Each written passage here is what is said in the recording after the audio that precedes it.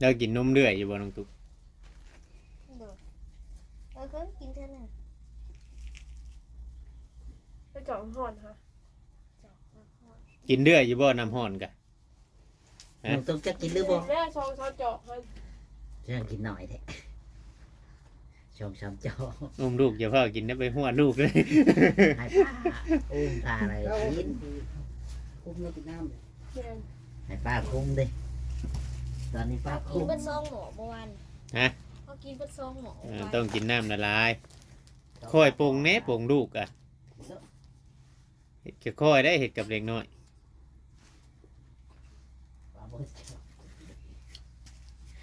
มันบ่เย็น อ้าวนี่กินพร้อมห่อนนี่ห่อนแล้วก็เป่ากินก็ดีแล้ว ให้ดูกินความเย็นนี่ ปันเด็ด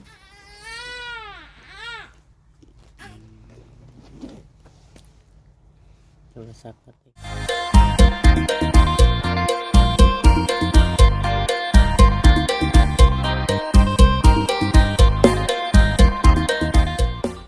ครับสบายดีเนาะพ่อแม่พี่น้องเอฟซี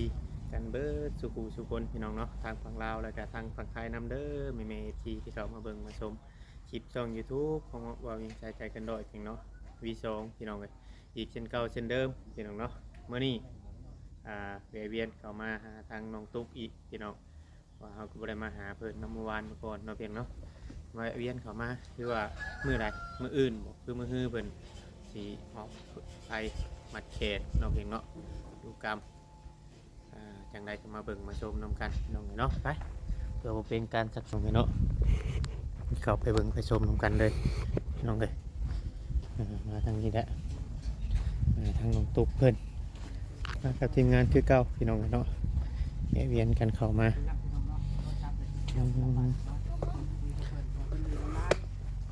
เอาน่ะลายครับพี่ลูกไผ่พอดีเอาเฮ้ยไปดูน้ำกันเอาไป คือจอกยังนะจอกกาแฟบ่ เอามาสับเอาดิลูกทำไม่ดีกว่าไม่เป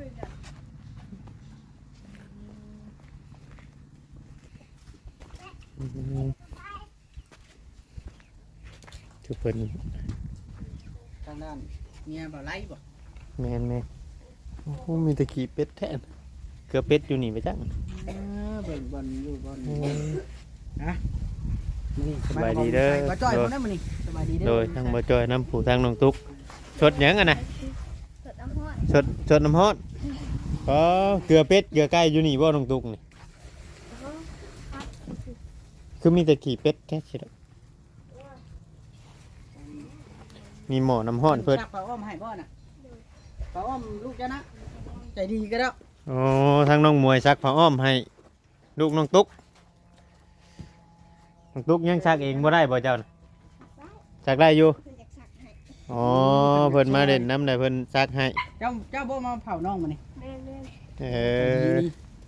เรามาเผาแล้วช่วยกันแบบนี้ได้เฮ้ยอืม น้องช่วยนุ่งเนาะ เดี๋ยวเบ้างเอาเข้าไปในพุ่งก่อน ไปนั่นน้ำกันโอ้ยไปเอ้ยน้องห้องเพิ่น เปิดไว้แบบชั้นบ่น่ะ เป็นยันออก ยันออกอ๋อโดยยังคือมัดขักแทะ ไปน้าแม่เจ้าไปล่ะ เอาไว้ แม่เจ้าเด้อ อืม ไปเอาใช่เลย โอ้หาแมงวันอะไรนะเจ้าต้องหาเนี่ยกวบไว้ยันแมงวันหน่อยจะปกหนาได้เด็กหน่อยเอาจำนั่นแหละ แล้ว เนาะ สบายดีเด้อน้องตุ๊ก เดินสบายดี ไปดีเด้อมาเจอเด้อ ไปสบายบ่จ่อย เอาไปติ น่ะพี่น้องเลยด่านน้อยมื่นบ่ออกไปออกนั่นมือไหน พูดหรือว่า เมื่อวันพุธ มือลงคานบ่ แม่น เออ มือฮือ มือฮื้อเนาะมือฮื้อพี่น้องเลยบ่เวียงก็จนลืมพอบ่ได้มามือหนึงเมื่อวานนี้เขาบ่ได้มาให้มาหาเมื่อวาน มีเบาบอลกับเบาอย่างวะ บ่คำไพ่บ่ แม่น บ่บดก็บอกคำไผ โด ผม ย ว่ามาตอนใดน่ะเฮ้ย ตัวแรงนะ ตอนสีแรง คำบ่เพิ่นมาน่ะ มันทองหาข่อยอยู่ ๆ เอ เขาบ่ อ คำปานใด จังว่าแน่เฮาบ่ได้จักเนาะ แม่ คำแสดงว่าคำแล้วเฮามือแหละจังนะ น พอบ่ได้ลงมาเยี่ยมบ่เหมือน เพิ่นเมื่อบานแล้วบอก เอ้า เมื่อบ้านเด้ ยันแม่นเห็นเพิ่นฮุบเครื่องฮุบหยังไป ว่าตี เอิ้นไปเอิ้นเมื่อแต่เช้าในพูดเพิ่นมาหับน้องมิกกับน้องติ๊ก เพิ่นสิมาบ่ เพิ่นไปหับเอาลูกเพิ่นสิมาใหม่ อ๋อเขาสิมาพี่บ่ โดย น้องติ๊กน้องมิกกันนะ โดย มาอยู่เพื่อนหลังนี้บ่ เขาอยากมาบ่คือในไหน เรียกมา อืม ก็ดีที่เนาะมาอยู่เนาะ ไปรับลูกแล้ว อ๋อ ปิดเทอมบ่หรือว่าจะได โอ้น้ำเพิ่นแดะ ยังบ่ เพิ่น จัก เรียกมา อ๋อ เพิ่นก็ยังเข้าห้องเรียนเลย เพิ่นว่าปิดเทอมปิดหยังหั้นนะ เพิ่นเพิ่นสิขอสักก่อน2 มื้อ 3 มื้อล่ะ ขอหยุด โดย แล้วก็มื้อส่งอีก โดย แม่นบ่หากเราสิมาทันอยู่บ่อันผูกแขนมือมันพุด โดย บ่ทัน โดย เราสั่งไว้แล้ว โดย เออ เพิ่นสิมาผูกตามหลังเพิ่น เพิ่นเว้าอันบ่ โดย อืม เพิ่นมาประทันกับเพิ่นสิมาผูกตามหลัง อืมเป็นเมื่อเช้านี่ดิ โดย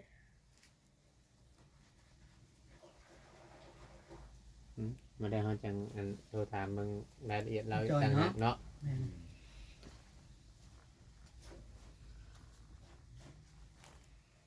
ที่จะกินข้าวกับหยังน้องกระตุ้งมัน กับซี่หมู ชิ้นหมูชิ้นแห้งวะ แกงจืด แกงจืดหมู ต้มจืด เดี๋ยวเขาหมึกพริกยังกินบ่ได้บ่หมึกพริก ยัง อืมรู้สึกว่าเจ้าของแบบมีอย่างแบบเพิ่มเติมอยู่บ่แบบในเขามีลูกมีอย่างรู้สึกอยู่บ่เฮ็ด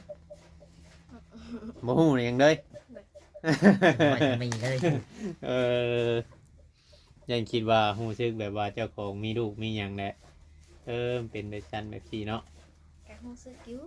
เนี่ย อยู่ไหน คือว่าฮึใช่ รู้สึกจากไหนละ เดี๋ยวคุณชึกดีใจได้ลูกได้เต้าหันทีเนาะ โดย คือว่ามืออันแต่ละมือนี่พัวนี่ไปขึ้นน้อยกว่ามือ โดย ขึ้นบ่คือตัด ขึ้น อื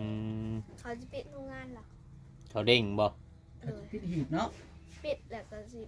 เขาล่างหีบไปสินะ ติดเลยได้เห็น พิษหีบ เขาปิดหี เอิ้ บ นเอิ้นว่าพิษหีบนะ แล้วก็ล่างหีบแล้วก็เอาอ้อยเคมีคือว่าเลี้ยงแหละเขาบ้าน อ้อยที่เขาเจ้าขึ้นนั้นไปขึ้นอยู่โรงงานพี่บอกโรงงานน้ำตาลพี่บอก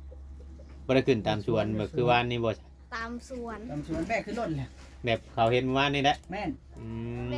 กขึ้นรถแล้วก็มาเกะเขาโรงงาน ตันเท่าไรเราขึ้นเนี่ย บุ จักว่า มันทุกบ่จักยังเลย เพราะว่าเขาสิไล่เป็นตันเป็นตัน แต่เช่าบ่เพิ่นไปแต่ละมื้อนี่ เมื่อเช้าเนี่ยไปแต่หาโมง อืมแสดงว่าไปเฮ็ดแล้วแต่นะแล้วไว้นี่แม่นมาไว้เนาะ เพราะว่าทางอ่าวเจ้ากับมาแต่เมื่อกี้นี่เนาะ เราไปเฮ็ดคนละบอนบ่ คนละบ่อน อืม เปิดจิปิดเมื่อวันพุธ บ่เออแต่ละคนแต่ละงานมันบ่คือกันพี่น้องไงเนาะ ก็คือแบบ แต่ นี้ ละเจ้า นะ ของ เขายังบ่แม่นออกมาแล้วไว้เลยขึ้นไปแต่ว่าสมมติว่ารถนี่มันมี2คันแบบขึ้นเต็มรถ2คันแต่อันนั้นคันมันมาไว้กะเขาก็ขึ้นไปจนค่ำหมดแหละเนาะ เด้อ เพราะว่าเขาไล่เป็นตันเด้เขาเจอรถใหญ่แน่ก็เพื่อชิเต็มมันก็ได้หลายแน่ อืม รถ พอขึ้นอ้อยนี่เขาไล่เป็นตันบ่ นั่น เขาบ่ได้นำมันบ่ บ่ ข ได้ นาดหมัดกับมันก็ได้หลายแล้ว คือว่าสมมุติเขาขึ้น5คนแบบนี้ ถ้าได้หาตันเอาคนละตัน อืม เคยขึ้นอยู่ตะกี้แล้ว คนละแสนบ่ 50 บาทตะกี้เคยขึ้น น้อยนะ บ่ได้แพงดอกไรเนาะ เด้อ แต่ละแสนมันเขาไปขายเขาสิได้กำไรทำไรอ่ะนะ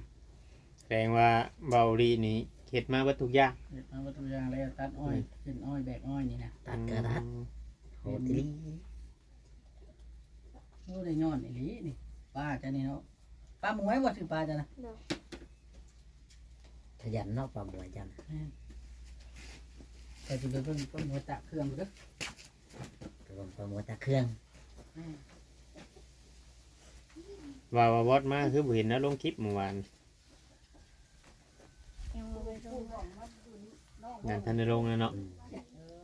ได้ยอดอีหลี แล้วเอาหยังมาให้ตอนแรก เป็นหยังนี่ เราไป ยั เอา ง ให้ ไฟใหม่บ่ อื มาม วันเยี่ยมอีกได้หน่อยนี่ มาเยี่ยมน้องน้อยเพิ่น เลย เออ เดี๋ยวบ่แต่น้อยผู้บ่นี่ อืม แต่8 เดือนผู้เดี๋ยวบ่ล่ะเดี๋ยวบ่ เมื่อคืนนี่คือจะหายไป เก่งเนาะล่ะ คืนนี้บ่ให้บ่ เลย เออ น้องตุ๊กบ่ได้นอนเลย ได้นอนตอน12 โมง นี่แต่ปัดมันปัดได้นี่มันจุมเจ้าเที่ยวเขาเที่ยวออกมันมีกี่ฝุ่นที่นอน มันนั่นน่ะ ดินขี้ฝุ่นพัดเนาะมันแปลง มันนั่นน่ะ ลูกเจ้ามันสิคันคายอะแล้ว เด็กน้อยเราเลี้ยง น้อย เนาะ เดี๋ยวมาใส่ ต้องให้มันสะอาด เพราะ กั ว่าน ตายได้เด็กก่อน แม่น พื้นที่มันต่ำมันยาก กับลุงผัดมา ลมพัดมา กลางคืนน่ะพอนนอนนี้บ่เจ้านอนดุมพี่ เขาย่าเราบ่เล่นไพ่ ยัง ยังเล่น จะ คน จะคืนดินไผ จนออกไปเลย อืม เนาะ เล่นในชาเล่นนั่นนี่นะ ตีที่นอกเมื่อคืนนี่ก็ผู้ใดไปหายเจ็บขอมือเด้ ดีดดูเขามือบ่ ลิ้นดีดขอมือ โหดแล้วดิ แล้วก็ลิ้นดีดของหูหวานเลย จะดีดหู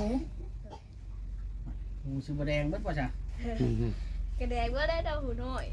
อยสุดเด้ เพราะว่าเอาลินเอาเงินเอาคำลินสิซื้อ แม่นดีดเอาเงินเอาครับจังไดปู่ไปเวียกเนาะมันนี่ก็เนาะ เลย เราคืนน้อยคือกันบ่ปู่เจ้าก็ บอไปส่งเขา อืม จงกับลูกชายแล้วติ เลย ลูกชายคืนน้อยนี่ แม่น เลย อืม ไปทำงานพร้อมนะ เอ้าเขาไปคืนน้อยแต่เขาบ่ได้ถือเข้าไปแบบนี้บ่ ลูกตัดอ้อย อ๋อไปตัดแต่นอนพุ่นเลยแต่เข้าแล้วหนึ่งไปชงอยู่พี่ เลย อืมอืม ธรรมดาแล้วเนาะ เฮ้ย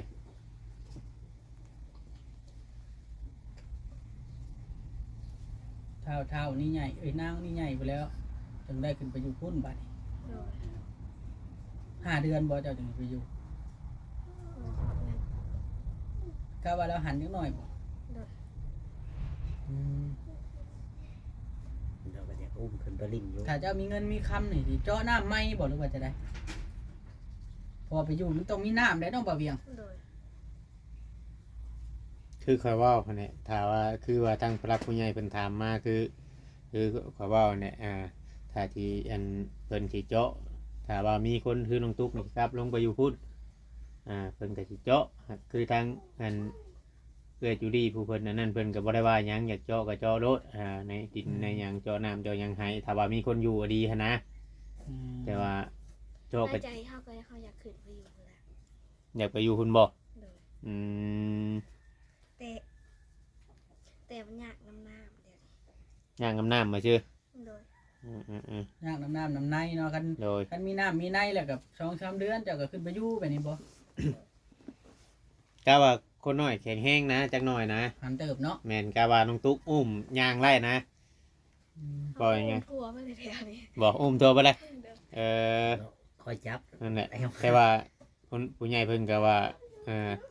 ต้องให้เวลาเพิ่นแน่จักหน้อยแต่เพิ่นให้เฮาถามมาชื่อดอกเมื่อวานนี่นะน้องเทือเพิ่นก็สิเจ้าให้แนะนำนะเพราะว่าจริงจะจำเป็นนะคือน้ำมันแหละเฮาต้องซักผ้าอ้อมผ้าแอมคือแบบนี้แหละเนาะ ตบขี่ตบเหนียว อืม ร้านน้อย เพราะว่าเพิ่นก็ให้เขามาถามว่าจุดประสงค์เพิ่นก็คือเพิ่นอยากเจ้าน้ำให้แหละของแนวมันบ่มีน้ำอยู่ในหันนะ เจาะน้ำนี่เขาเจาะอิ่วเอามันก็ง่ายอยู่เนาะ โดยว่าเจ้าบัดนี้แหละ บ่ได้ให้ขุดให้หยังลงน้ำได้เพิ่นว่าขุดแล้วมันเสียแบบ เพิ่นคุดบ่จอยตะกี้ เอาผ้าอะไรแต่มันเอาขึ้นมาได้จนเขาเจ้าขุดลงเลยมันเสียได้เนาะแล้วเขาหยุ่มเอาก็ค่ายอยู่ดอกมันบ่ได้อันนั้นนะก็ปล่อยหยุ่มไปเถื่อเด็กเถื่อน้อยหยุ่มใจทางไว้แบบนี้นะ เอาแต่ข้าวขี้ให้เด็กซักมือให้หนุ่มอ่องน้อยครับ โดย เคยหนุ่มอ่องน้อยช่ำตะกี้ฮะ เจ็บบ่ เอามือได้พากันซัก2คนตึก แม่นหั่นแหละ เจอลูกหินแข็ง บ่ ๆ จอย นี่ เคยเห็นบ่ เคยเห็น โอ้แสดงว่ารุ่นเดียวกันใช่น่ะ โดย น้องตุ๊กบ่ทันดอกน้องตุ๊ก ผมเราลำครับจำเนาะแต่ผมแม่คือแดงย่อมบ่แม่นย่อมหัวแดงมาจักผู้ใดสิย่อมหัวแดงตะยินน้องติ๊กบ่ข่อยก็จื้อบ่ได้เลยเข้ามาก็แต่รุ่นเขาน้องตุ๊กน้องติ๊กน้องมิกยังขี้มูกย่อยอยู่ได้ทำดิด จนได้ลูกอีแหละ บัดนี้จนได้ลูกบัด ได้ลูกก่อนเขาเอื้อยยังได้ น้องตุ๊กก็ยังได้เนาะ นั่นบ่จอย ก็แต่ว่าเพิ่นยังอยู่กระตุกน้ำดินตอนนั้นนะเนาะ เพิ่นมีช่องบ่ได้นี่ มีซองมีอยู่ในกระตูบในดินตอนนั้นน่ะ ยังมีกระตูบกระตูบไม่น้อยหรอกที่เพิ่นนอน4-5คนทั้งน้องทั้งยังบึ้นอยู่ ตอนไหนตอนที่พุ่นว่า เนี่ยอยู่ดินตอนนั้นก็เข้ามาแรกๆแต่ก่อยเฮ็ดช่อง YouTube ใหม่นี่จะได้มีโอกาสมีเวลาเข้ามาเยี่ยมน้องตุ๊กทั้งเถื่อทั้งตีถ่ายไปเนี่ยพี่น้องไงเนาะให้ทางผู้รักผู้ใหญ่เพิ่นเบิ่งผู้เพิ่นยังหักยังแพงผู้เพิ่นอยากช่วยเหลือทางน้องๆพุ่นตั้งแต่แรกๆแล้ว ทางเบา เป็น ลี อะไรยังเบิ่งอยู่ น่ะเหลือเงินประมาณ5-6แสนนี่แหละนำเบาลีนะแต่ว่าเบาลีน่ะบ่ได้คุยกับผู้รักผู้ใหญ่เพิ่น เลย แล้วเฮาก็บ่ฮู้ว่าเฮาสิชื่อหยังแน่บัดนี้พุ่นแล้วโทรศัพท์แล้วพุ่นแล้วเฮาจังสิได้ติดต่อกับเพิ่นอีก เนี่ยโทรศัพท์พี่เนาะ โทรศัพท์มามันเพ เพราะว่าเพิ่นโทรมาทางไลน์บ่ตะกี้น่ะบ่ดิ ทาง LINE เพิ่นบ่ได้ติดต่อมาทางเฟซ อืม แม่ตี้อ่ะชื่อเพิ่นเคยชื่อรถทีบให้สาวใบให้ได้ผู้นั่นล่ะตะกี้อะเพิ่นติดต่อได้โดนแล้ว โดย เฮาก็เลยบ่ได้จักสิชื่อหยังที่เฮาคันสิใช้ไปมั่วซั่วมันบ่ได้เงินผู้หลักผู้ใหญ่เนาะ แม่น เราต้องได้ปรึกษากับเพิ่นแล้วก็เพิ่นได้อนุญาตให้เฮาเฮ็ดนั้นเฮ็ดนี้ ๆต้องตามเพิ่น แต่ก่อนน่ะเพิ่นว่าให้ฝากมาว่าสิโฮมกันผู้เล็กผู้น้อยเข้าเลือดเข้ายางให้ละเพิ่นว่านะ อืม ละมันแล้วในส่วนนั้นเด้แล้วก็เฮาก็ได้บอกเพิ่นแล้วว่ามันแล้วในส่วนนั้นก็มีแต่ว่าโอ้มาทุกหมอจังว่ากันอีกทีนึงเพิ่นว่านะ โดย โทรศัพท์ปล่อยประเทศแล้วบัด ไม่ยังติดหัวดุขาว หัวงอกบ่จ๊ะ ๆบ่แม่นขี้เหงื่อนะ ไข่ ไข่จังสิมี มีแหละ แล้วใหญ่เติบแล้วเนาะ คือยังติดหัวเพิ่น อันนี้หมูย่านหยังหั่นแหละ สิใช้หัวโหลดในเพิ่นมึง โอ้แล้วหันกว่านี้ก่อน เฮ้ยสิไปเท ออกไผพุ่น อืม 7 มื้อพุ่น ครบแล้วกาย7มื้อแล้ว ยังบ่ได้ออกไผ ได้จังมื้อ อีก2มื้อฮอด10มื้อ บ่แล้วก่อน คือหญ้าแล้วแท้ ออกไผก่อน เนาะคนน้อยนี่นะเป็นตากระบาบแล้วน้ำห้อนลวกแล้ว จะชมเขาลุงแซม อืม แล้วห้อนน้ำห้อนลวกแล้ว จับไปชั้นบ่น่ะ อย่าไปเฮ็ดแบบนั้นติเอาผ้าเอา จับจุดดี ขาหักนี่น่ะ แม่ บ่ได้รู้จักว่าจังได๋น่ะ แล้วบ่ได้จักหยัง เอามาอุ้มลองเบิ่ง บ่จักหยังน้องตุ๊กนี่เนาะ ไปเฮ็ดแบบนั้นบ่ได้ตายที่ แสดงว่าถ้าเจ้าเนี่ยต้องมีผู้หนึงอยู่ผู้หนึงไปเหมือนบ่อันน้องมวย แม่ เพราะว่าอันนี้เนี่ยย่าให้เจ้ามาอยู่น้ำเนาะ แม่ไม่ได้นอกเพื่อนเลยด้านนอกคนเดียวนะ อยู่คนเดียวอุ้มลูกผมเองนี่คือ แม่ ใจดีเจ้าก็ได้ เจ้าหาผ้าแบบหนาๆมาตุ้ม กระสอบนอกคนที่หนึ่งนะอันนี้ก็ได้ ตัวนี้ไปตีคุณน้ำมันจังบ่คือกัน จบอุ้มลูกยาอุ้มเด้อมันคือเด้อเด็กน้อยเด็กอ่อนอยู่ในหัน แม่น ยาอุ้มที่ขาดอุ้มเทิงมันแต่อุ้มเอาแขนซ่อนแขน เจ้าบทสอนแล้วนี่ น้อยนี่มาดูเขาหน่อยอันนี้มาดูเอาเงินให้นี่เอ้า มาพี่โตน่ะเอาลูก ดู ถูกเป็นว่า ๆถูอยู่ถูเอาเงินอยู่ ดูเงินดูเอ้า พี่บางป้าซอย ชื่อหนุ่มเด้อไว้ชื่อหนุ่ม เอามือซ่อนหัวนี่หัวยังอ่อนยังบ่ได้นะ แต่กะมือซ่อนก้นนั่นแหละ บอกแล้วน้ำแล้วอุ้มยังบ่อยากเป็นก็เห็นนะอุ้มเขาก็ยังเสียวแทนนะ ถึกแข่งขาพักไข่บทเท้าหันไว้ยิ้มแก้วจะว่าขาเลยเนาะ เอาเงินให้คนน้อยซื้อขนมคอยว่าเนี่ยคนน้อยนี่คันมีโอกาสได้ไปผ่าตัดแผลมันเป็นแผลเป็นนะตุ๊ผ่าตัดแล้วสร้างเซลล์ใหม่นะ เป็นเหยียบ มันสิบ่ใหญ่ซำนี้เนาะ แม่นมันที แล้วเราเป็นยังทำบิดนั่นนี่ โอเคเสีย น้ำห้อนลวกเขาหั่น อืม อ๋อแล้วมัน แล้วก็แบบเราคันใหญ่นี่แก้บ่ได้ เอาไป นั่นเนาะแล้วก็มีเงินมีหยังหาแฟนหาหมอเพิ่น มีโอกาส